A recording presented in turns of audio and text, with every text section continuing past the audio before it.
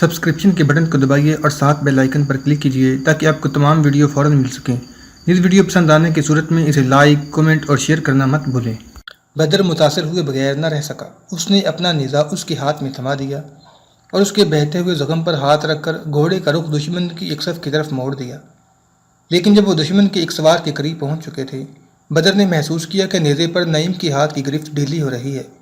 اس نے نیزے کو سیدھا رکھنے کے لیے نعیم کا ہاتھ اپنے ہاتھ کی گرفت میں لے لیا اور بولا، ہوشیار، یہ تمہارا 15واں شکار ہے۔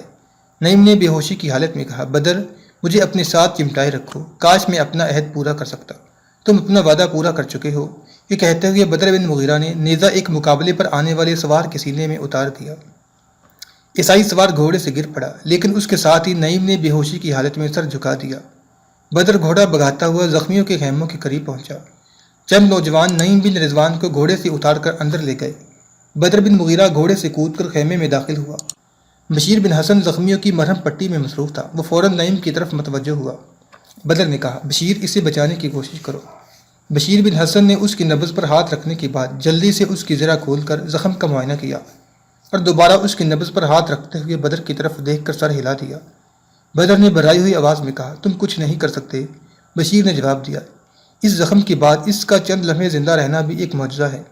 معلوم ہوتا ہے کہ کسی ارادے کی تکمیل کی خواہش موت کا ہاتھ روک رہی ہے۔ یہ ہوش میں آ رہا ہے۔ اگر ہوش میں آئے تو اسے بتا دیں کہ وہ اپنا عہد پورا کر چکا ہے۔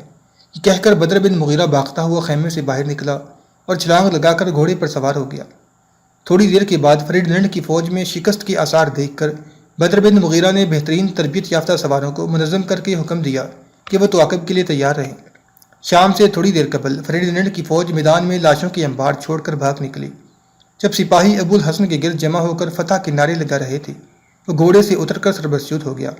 جب وہ اٹھا تو اس کی آنکھوں سے تشکر کے آنسو بہہ رہے تھے۔ ابو الحسن نے ادھر ادھر دیکھنے کے بعد کہا، ہمارا سرحدی عقاب کہاں ہے؟ الزغل نے جواب دیا، وہ اپنے جانبازوں کے ساتھ جا چکا ہے۔ کہاں؟ بھاگنے والوں کے تعاقب میں۔ ہم نے منع کیا تھا، سپاہی بہت تھکے ہوئے تھے، لیکن وہ مجھے آپ کی خدمت میں معذرت پیش کرنے کے لیے کہہ گیا ہے۔ وہ ادھوری فتح کا قائل نہیں۔ تاہم آپ کی خواہش کا احترام کرتے ہوئے اس نے غرناطہ کا کوئی سپاہی اپنے ساتھ نہیں لیا۔ ابو الحسن نے کہا، تم نے ہمیں غلط سمجھا۔ خدا کی قسم، اگر وہ میری تمام فوج اپنے ساتھ لے جاتا تو بھی مجھے اس قدر پریشانی نہ ہوتی۔ میں اس کے ایک آدمی کا نقصان بھی ناقابل تلافی سمجھتا ہوں۔ الزغل نے کہا، آپ پریشان نہ ہوں، وہ اپنا کام جانتا ہے۔ وہ مقابلہ کرنے والوں پر شیر کی طرح حملہ کرتا ہے اور بھاگنے والوں پر عقاب کی طرح جھپٹتا ہے۔ ابو الحسن نے کہا، ہم کرتبہ کے محاذ پر اس کی فتح کے تمام حالات سننا چاہتے ہیں۔ عباس، تم اس کے ساتھ تھے، کہیں اس نے فوج کی ہمت بڑھانے کے لیے مبالغہ سے کام تو نہیں لیا؟ عباس غرناطہ کی فوج کا ایک سالار تھا۔ اس نے کہا، یہ واقعات ایسے ہیں جن کا صرف دیکھنے والے کی آنکھ کو یقین ہو سکتا ہے، سننے والوں کی کان شاید یقین نہ کریں۔ اس کے بعد عباس نے جنگ کی تمام تفصیلات سنائیں۔ جب اس نے منصور بن احمد کے کارناموں کا ذکر کیا تو ابو الحسن نے کہا، اگر مجھے معلوم ہوتا کہ بدر بن مغیرہ کے ترکش میں اس قسم کے تیر ہیں تو میں آج سے چند برس پہلے اعلان جنگ کر چکا ہوتا۔ رات بھر آرام کرنے کے بعد تھکے ہوئے سپاہی صبح موذن کی اذان سن کر بیدار ہوئے۔ ابو الحسن کئی دنوں کے بعد جی بھر کر سویا تھا۔ وہ نماز کے لیے خیمے سے باہر نکلا تو پہرے داروں سے اس کا پہلا سوال یہ تھا، بدر بن مغیرہ نہیں آیا؟ پہرے داروں نے نفی میں جواب دیا۔ نماز کے بعد ابو الحسن کی تحریک پر بدر بن مغیرہ اور اس کے ساتھیوں کی سلامتی کے لیے دعا کی گئی۔ دوپہر تک ابو الحسن کی پریشانی تشویش میں تبدیل ہو چکی تھی۔ اس نے سواروں کے ایک دستے کو بدر بن مغیرہ اور اس کے ساتھیوں کا پتہ لگانے کے لیے روانہ کیا اور خود اپنے جرنیلوں کے ساتھ ایک ٹیلے پر چڑھ کر اس کی راہ دیکھنے لگا۔ اچانک ایک افسر نے ایک طرف اشارہ کرتے ہوئے کہا، وہ دیکھیے۔ ابو الحسن قدل مسرت سے اچھلنے لگا۔ حد نظر پر گرد کے بادل اٹھ رہے تھے۔ ابو الحسن نے چند سواروں کو اس طرف جانے کا حکم دیا۔ تھوڑی دیر کے بعد انہوں نے واپس آ کر سرحدی عقاب کی واپسی کی خبر دی۔ الزغل نے کہا، ایک خوشخبری مجھ سے بھی سن لیجیے۔ ابو الحسن نے کہا، وہ کیا؟ الزغل نے جواب دیا، سرحدی عقاب رسد کا ایک بہت بڑا ذخیرہ اپنے ساتھ لا رہا ہے۔ ابو الحسن کے استفسار پر سواروں نے اس بات کی تصدیق کی کہ بدر بن مغیرہ کے ساتھی مویشیوں کا ایک بہت بڑا ریوڑ ہانک کر لا رہے ہیں۔ بھیڑوں بکریوں کے علاوہ سینکڑوں گھوڑے اور خچر اناج سے لدے ہوئے ہیں۔ جب لوشا کی جنگ میں نعیم بن رضوان جیسے مجاہد اپنے خون کی روشنائی سے اسلامیان اندلس کی قسمت کا فیصلہ لکھ رہے تھے، غرناطہ کے شاہی ایوان میں ایک اور فیصلہ لکھا جا رہا تھا۔ الحمہ پر عیسائیوں کی قبضہ کی خبر سن کر ابو داؤد فوراً اپنے شاگرد کے پاس پہنچا اور اسے مغموم دیکھ کر بولا، شہزادے، میں کہتا نہ تھا کہ قدرت نے سلطنت غرناطہ کی تعمیر نو کے لیے ابو الحسن کو نہیں بلکہ تمہیں منتخب کیا ہے۔ اندلس کے مسلمانوں کی قسمت کا ستارہ اس وقت چمکے گا جب تمہارے سر پر غرناطہ کا تاج رکھا جائے گا۔ شہزادے، تمہارا وقت آ رہا ہے۔ میرا وقت خدا جانے کب آئے گا۔ الہمہ ہمارے ہاتھ سے جا چکا ہے، اب وہ کسی وقت بھی غرناطہ پر چڑھائی کر سکتے ہیں، لیکن تم نے یہ نہیں سوچا کہ الہمہ کے چن جانے کے بعد عوام اور بعض سردار بھی یہ محسوس کرنے لگے ہیں کہ اس نازک دور میں غرناطہ کی عمارت بدلنا ضروری ہے۔ میں چند بربری اور ہسپانوی سرداروں سے مل چکا ہوں، انہوں نے اپنی کوئی زیادہ قیمت مقرر نہیں کی ہے، لیکن موسیٰ کی موجودگی میں کسی کو دم مارنے کی جرت نہ ہوگی۔ وقت آنے پر ہم اس کے ساتھ بھی نمٹ لیں گے۔ وہ سردار جن کو ابو الحسن نے بغاوت پھیلانے کے جرم میں گرفتار کر رکھا ہے، اگر رہا کر دیے جائیں تو آپ کے بہت بڑے مددگار ثابت ہوں گے، لیکن موسیٰ کی موجودگی میں یہ ممکن نہیں۔ میرا خیال ہے وہ آپ کا دوست ہے، لیکن اس معاملے میں وہ میرا بدترین دشمن ثابت ہوگا۔ وقت آنے پر دیکھا جائے گا۔ وقت کب آئے گا؟ ابو الحسن کی شکست کے بعد غرناطہ کے لوگ آپ کی طرف متوجہ ہوں گے، لیکن اگر اسے فتح ہوئی تو مجھے اس کی امید نہیں۔ فتوحات صرف تمہارے مقدر میں ہیں، لیکن اگر اسے ایک آدھ کامیابی نصیب بھی ہو گئی تو وہ ایک بڑی تباہی کا پیش خیمہ ثابت ہوگی۔ تو تمہارے سوتیلے بھائی کو تخت پر بٹھانے کی کوشش کرے گا۔ یہی وجہ ہے کہ وہ اسے عوام کا منظور نظر بنانے کے لیے جنگ میں ساتھ لے گیا ہے۔ اگر یہ ہوا تو میں اس قابل نہیں کہ اپنے باپ کے ساتھ لڑ سکوں۔ آپ مطمئن رہیں، لڑنے کی نوبت ہی نہیں آئے گی۔ چند دن بعد جب ابو عبداللہ نے کرتبہ کے لشکر کی تباہی کی خبر سنی تو اس نے اپنے استاد سے کہا، ایلچی یہ خبر لایا ہے کہ سرحدی عقاب کرتبہ کے محاذ سے فارغ ہوتے ہی لوشا کی طرف روانہ ہو گیا ہے۔ ابو داؤد نے کہا، شہزادے، اب وہ وقت آ گیا ہے جس سے میں ڈرتا تھا۔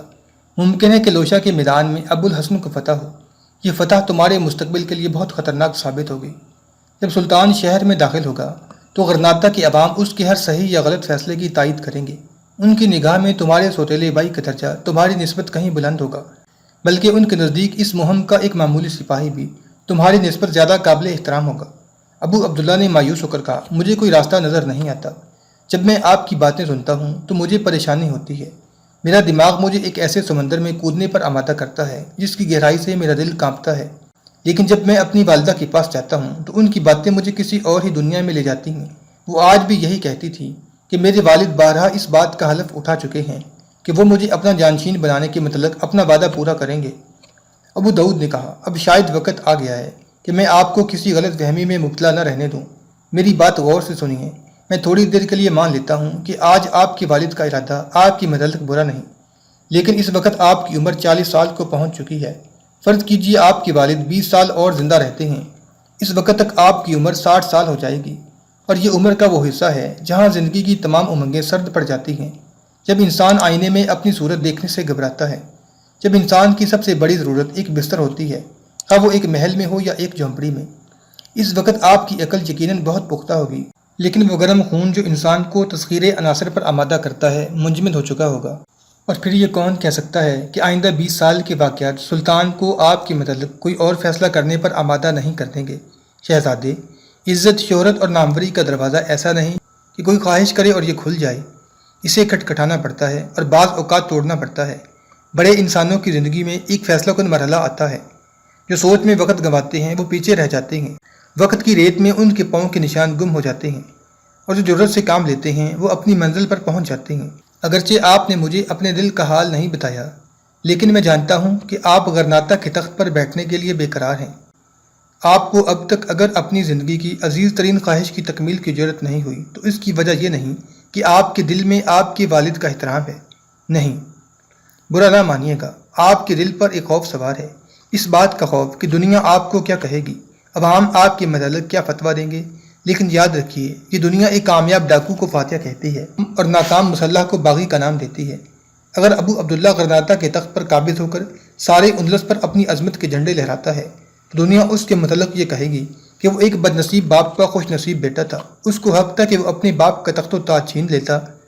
اور اگر ابو عبداللہ 60-70 سال کی زندگی میں تخت نشین ہونے کا انتظار کرتے کرتے چل بستا ہے تو تاریخ کے صفحات میں شاید اس کا نام بھی نہ لکھا جائے گا۔ میں نے آپ کو ایک معمولی انسان سمجھ کر آپ کے ساتھ اپنی قسمت وابستہ نہیں کی، لیکن اگر آپ تذ بذب میں اپنی تمام زندگی گنوانا چاہتے ہیں تو آج سے ہمارے راستے مختلف ہیں۔ ابو عبداللہ نے کہا، خدا کے لیے یہ نہ کہیے، تو آج آپ کو فیصلہ کرنا ہے، یہ موقع شاید پھر نہ آئے۔ میں تیار ہوں، لیکن کیا میں اس وقت اس قابل ہوں کہ باپ کے خلاف بغاوت کر سکوں؟ آپ 20 سال کی عمر میں اس قابل تھے، لیکن آپ نے اپنی زندگی کے کئی برس ضائع کر دیے۔ پولیس ہمارے ہاتھ میں ہے، محل کے داروغہ کو آپ خرید چکے ہیں، بربری اور ہسپانوی امراء میں سے اکثر آپ کے حکم کے منتظر ہیں، خزانہ آپ کے ہاتھ میں ہے، اور موسیٰ اسے قید کرنا مشکل نہیں، لیکن شہر کے عوام ان میں پھوٹ ڈالی جا سکتی ہے۔ عربی، ہسپانوی اور بربری کی اختلافات کی آگ دب گئی ہے، بجھی نہیں۔ مجھے عربوں کے تعاون کی توقع نہیں، ان میں سے صرف چند آدمی خریدے جا سکتے ہیں، لیکن آپ عربی عہدیداروں کو معزول کر کے ان کی جگہ ہسپانوی اور بربریوں کو مقرر کر دیں تو اس سے دو فائدے ہوں گے۔ ایک یہ کہ وہ آپ کا ساتھ دیں گے، دوسرا یہ کہ بربری اور ہسپانوی مسلمانوں اور عربی مسلمانوں میں نزاع شروع ہو جائے گی۔ عبد الذکر اپنے سرداروں کی طرح آپ کا ساتھ دیں گے۔ انہیں زیادہ خوش کرنے کے لیے آپ ان کے قیدیوں کو رہا کر دیں۔ آپ کے پاس فیصلے کے لیے صرف 2 دن ہیں، اس کے بعد شاید موقع ہاتھ نہ آئے۔ موسیٰ کو گرفتار کرنے کا طریقہ میں نے سوچ لیا ہے۔